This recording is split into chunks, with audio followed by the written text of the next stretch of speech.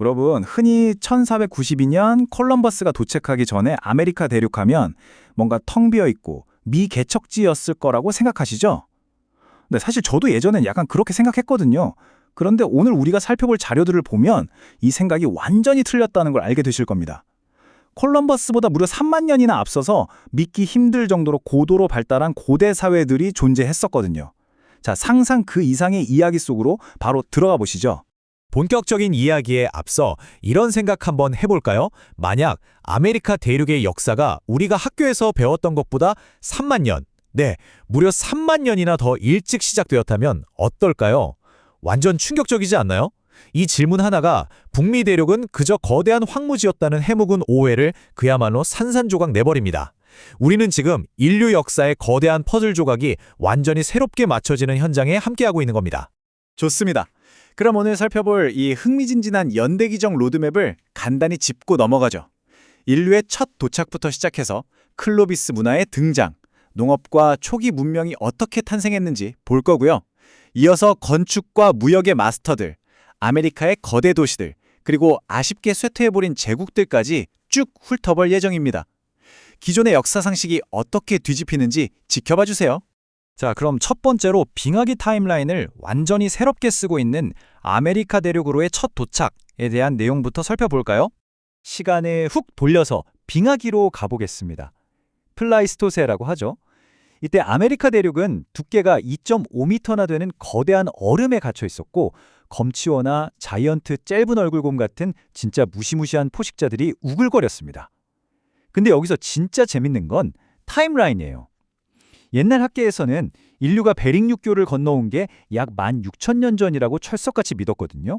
그런데 화석화된 발자국 같은 새로운 증거들이 속속 나오면서 이게 23,000년 전으로 쑥 당겨지더니 최근에는 옥스퍼드 대학 톰 하이엄 교수팀이 최첨단 기술로 분석한 결과 무려 3만 년 전까지 거슬러 올라간다는 폭탄 선언 같은 연구를 발표했습니다. 와, 정말 현대과학이 기존 연대표를 완전히 박살내고 있는 셈이죠.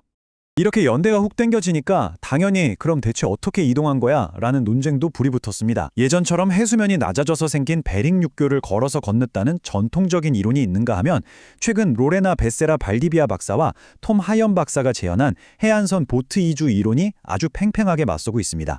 3만 년 전이면 베링육교 쪽은 도저히 지나갈 수 없는 거대한 얼음 장벽이었을 테니까 초기 인류가 보트를 타고 그 험난한 해안선을 따라 남쪽으로 내려왔을 거란 얘기죠. 이 고대인들의 목숨 건 여정이 어땠을지 상상만 해도 정말 아찔하지 않나요? 오늘날 과학자들 사이에서도 가장 핫한 미스터리 중 하나입니다. 자, 다음으로 볼 내용은 바로 유전학, 석기, 그리고 고대 미스터리가 얽혀있는 클로비스 문화의 부상입니다.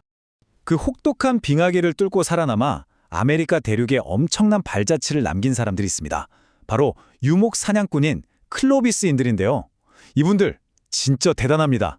아주 정교하게 홈이 파인 석기 창촉 하나 들고 맘모스 같은 거대 포유류를 사냥하며 대륙을 휩쓸었죠. 근데 여기서 우리가 주목해야 할 진짜 핵심은 유전학입니다. 하워드 휴즈 의학연구소의 데이비드 라이 박사 연구팀이 엄청난 걸 발견했어요. 몬테나주에서 발굴된 21,600년 전 클로비스 소년의 유전자를 분석해보니까 남미의 칠레, 브라질에서 나온 가장 오래된 유전자 샘플과 그야말로 딱 일치한다는 겁니다. 이게 무슨 뜻이냐고요? 북미와 남미 전체를 통틀어 오늘날 아메리카 원주민의 무려 80%가 바로 이 클로비스인들의 직계 후손이라는 게 과학적으로 완벽하게 입증된 겁니다. 정말 엄청난 스케일이죠. 하지만 여러분, 역사에 반전이 없으면 섭섭하겠죠? 여기서 유전학자들을 완전 딜레마에 빠뜨린 거대한 미스터리가 하나 등장합니다.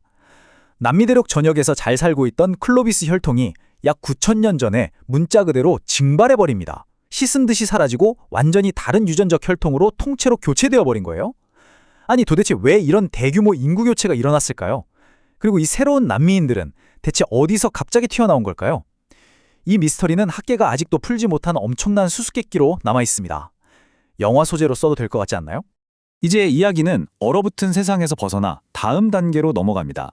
농업과 초기 문명에 어떻게 따뜻해진 세상에 뿌리를 내렸는지 살펴볼 차례입니다. 지구의 마지막 최대 빙하기가 끝나면서 날씨가 훅 따뜻해집니다. 환경이 확 바뀌고 사냥감이었던 거대 포유류들이 멸종하니까 이 사람들도 이리저리 떠도는 유목 생활을 접고 한 곳에 정착을 하기 시작하죠. 그런데 이 고대 아메리카인들의 농업 지식이 진짜 상상을 초월합니다. 흔히 세자매 농법이라고 불리는 기가 막힌 공생 재배법을 썼는데요. 한번 들어보세요. 첫째, 옥수수를 심어서 든든한 기둥을 만듭니다. 둘째, 그 옥수수대를 타고 콩이 자라게 해서 흙에 꼭 필요한 질소를 공급하죠. 셋째, 바닥에는 호박을 심어 널찍한 잎으로 그늘을 만들어서 잡초도 막고 수분도 꽉 잡아줍니다. 와, 진짜 천재적이지 않나요? 이 완벽한 생태계적 조화 덕분에 식량이 풍부해지고 폭발적인 인구 증가로 이어지게 됩니다. 먹을 게 넘쳐나고 사람들이 모여드니까 자연스럽게 뭐가 생길까요? 맞습니다. 바로 문명이죠. 기원전 3500년경 페루 지역에 노르테치코라는 문명이 등장하는데요. 그 중심에 있던 카랄이라는 도시는 무려 2만 명이나 살았던 거대 피라미드 도시였습니다. 근데 여기서 제일 놀라운 팩트 하나 알려드릴까요? 이 거대한 도시가 폭력이나 전쟁용 무기 하나 없이 세워졌다는 겁니다. 오로지 완벽하게 조직된 협동, 그리고 정교한 농업과 어업의 물물교환만으로 번성했습니다. 문명이 굳이 피를 흘리지 않고도 평화롭게 구축될 수 있다는 걸 보여주는 정말 놀라운 증거라고 할 수 있죠. 남미가 이 정도였다면 북미는 어땠을까요? 북미 대륙의 지형을 말 그대로 바꿔버린 건축과 무역의 대가들을 만나보시죠. 우리의 시선을 북미 대륙으로 한번 돌려보겠습니다. 여러분, 루이지아나주의 왓슨 브레이크라는 흑둔덕 아시나요? 이게 무려 5,500년 전에 만들어졌습니다. 네, 맞아요. 이집트의 피라미드나 영국의 스톤헨지보다도 훨씬 더 먼저 지어졌다는 겁니다. 심지어 이 당시 북미 사람들은 농경사회도 아닌 수렵 채집인들이었는데 거대한 흙덩이를 다뤄서 이런 건축물을 만들었다는 사실에 고고학계가 완전히 뒤집어졌었죠. 더 소름 돋는 건 이 옛매 사람들이 벌써 하지와 동지의 일출, 일몰 위치를 정확히 계산해서 둔덕을 배치했다는 겁니다. 이들의 천문학과 공학기술, 정말 대단하지 않나요? 고대 북미를 주름잡았던 천재적인 사회들을 좀 더 요약해서 짚어볼까요? 기원전 4000년경 오데오 주변의 오래된 구리 문화 사람들은 벌써 구리를 캐고 열을 가해서 도구를 만드는 뛰어난 야금수를 뽐냈고요. 그 후 기원전 300년경 아데나 문화는 무려 400m짜리 거대한 뱀 모양의 서펀트 마운드를 지었습니다. 그 다음 바통을 이어받은 호프의 문화는 아예 기하학을 마스터해서 플로리다부터 온타리오 호수까지 아우르는 어마어마한 무역 네트워크를 장악했습니다. 금속을 다루고 거대한 토목 공사를 하고 대륙 규모의 무역을 했던 이분들, 정말이지 스케일이 남다릅니다. 이런 엄청난 스케일은 자연스럽게 아메리카의 거대 도시들 시대로 이어집니다. 미시시피안과 푸에블로한 사람들의 활약을 바로 이어서 확인해 보죠. 이 시대가 되면 고대 유럽의 대도시들과 맞먹을 정도로 고도로 발달한 거대 도시들이 아메리카 곳곳에 우뚝 섭니다. 대표적으로 현대 세인트루이스 근처에 있었던 카오키아라는 도시를 볼까요? 이 도시의 랜드마크 격인 몽크 마운드는 길이가 약 300m, 그러니까 1000피트에 달하고 높이가 30m나 되는 피라미드형 건축물입니다. 이걸 현대 건설 방식이랑 비교해보면 진짜 입이 떡 벌어집니다. 바퀴나 중장비, 당연히 없었죠. 오로지 수만 명의 사람들이 바구니를 짜서 거기다 흙을 담아 일일이 손으로 쌓아 올린 겁니다. 최대 2만 명이 꽉 들어차 살았던 이 북미 최대의 메트로폴리스는 그 당시 인간이 맨손으로 어디까지 조직하고 만들 수 있는지를 보여주는 위대한 성과였습니다. 그리고 이 표가 정말 잘 보여주듯이 남서부 차코 캐년의 푸에블로 보니토라는 복합 단지도 빼놓을 수 없습니다. 조상 푸에블로안들이 지은 이 건물은 무려 5층 높이의 방이 600개나 되는 엄청난 규모였어요. 지금의 대단지 아파트 같죠? 게다가 P자형 문에 도로망은 어찌나 복잡하고 체계적인지 모릅니다. 무엇보다 놀라운 건 태양과 달의 주기에 맞춰 건물을 완벽하게 정렬했다는 점이에요. 그들의 정밀한 수학과 천문학적 지식이 척박한 사막의 돌들과 만나서 그야말로 시대를 초월한 거대한 예술작품을 탄생시킨 겁니다. 근데 그렇다고 해서 당시 사람들이 전부 다 정착해서 아파트 같은 거대 도시만 지은 건 아닙니다. 나바호족이나 라코타족 같은 부족들은 오히려 끊임없이 이동하는 유목의 삶을 선택했거든요. 이게 단순한 방랑이 아니었어요. 별자리를 나침반 삼아 들소대를 따라가는 굉장히 영적이고 고도로 계획된 여정이었습니다.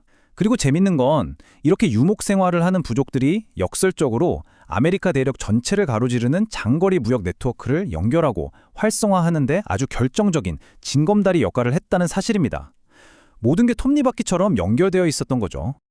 자, 이제 오늘의 하이라이트이자 조금은 가슴 아픈 부분인 멸망전의 제국들로 넘어가 보겠습니다. 메소아메리카의 황금기와 유럽인들과의 최종 접촉에 관한 이야기입니다. 문명의 최전성기를 달렸던 마야와 아즈텍 제국의 숨가쁜 성장을 한번 쭉 따라가 보겠습니다. 기원 후 250년경 시작된 마야의 고전기에는 인구가 무려 200만 명을 넘었습니다. 고도로 복잡한 달력, 고차원적인 수학, 정교한 상형 문자까지 썼죠. 그리고 1400년대로 넘어오면 그 유명한 아즈텍 제국이 등장합니다. 호수 위에 인공으로 떠있는 정원 치남파스를 만들어서 거대한 수장도시 테노치틀란을 먹여 살렸습니다. 천문학, 농업, 건축 모든 면에서 전 세계를 통틀어 감히 최고 수준의 문명을 누리고 있었다고 해도 과언이 아닙니다. 하지만 1519년 스페인 정복자들이 이 아름다운 세계에 발을 들이면서 비극적인 운명이 시작되죠. 그렇게 하면 이토록 융성했던 아메리카의 거대 문화들은 어쩌다 무너져 내린 걸까요? 오늘 살펴본 분석에 따르면 이건 어느 한 가지 이유 때문만이 아닙니다. 여러 요인이 눈덩이처럼 불어난 결과였죠. 일단 너무 많은 땅을 경작하다 보니 토양의 영양분과 천연자원이 바닥을 드러냈고요. 설상가상으로 기후까지 변하면서 치명적인 가뭄이 몇 년씩 이어졌습니다. 자원이 부족해지니까 당연히 부족들 사이에 영토 다툼이나 내부적인 사회 불안도 격화되었겠죠. 그리고 여기에 마지막 결정타로 유럽인들의 도착과 본격적인 식민지화가 시작된 겁니다. 이 모든 복합적인 위기들이 한꺼번에 덮치면서 찬란했던 고대 제국들은 결국 쇠퇴의 길을 걷게 됩니다. 자, 오늘 이렇게 3만 년에 걸친 장대한 역사를 쭉 살펴보면서 저는 마지막으로 여러분께 이런 도발적인 질문을 하나 던지고 싶습니다. 이 엄청난 3만 년의 역사 중에서 우리가 영영 잃어버리고만 퍼즐 조각은 과연 얼마나 될까요? 그리고 지금 이 순간에도 아메리카 대륙의 깊은 흙빛 아래에는 우리가 상상조차 못한 어떤 고대 도시들이 잠들어 있을까요? 우리가 아는 아메리카의 역사는 정말이지 빙산의 일각일지도 모릅니다. 잃어버린 역사의 거대한 규모 앞에 서면 왠지 모를 경외감마저 느껴지지 않나요? 오늘 전해드린 이 놀라운 내용들이 여러분의 호기심에 불을 지폈기를 바라면서 오늘 준비한 시간은 여기서 마무리하겠습니다. 함께해 주셔서 감사합니다.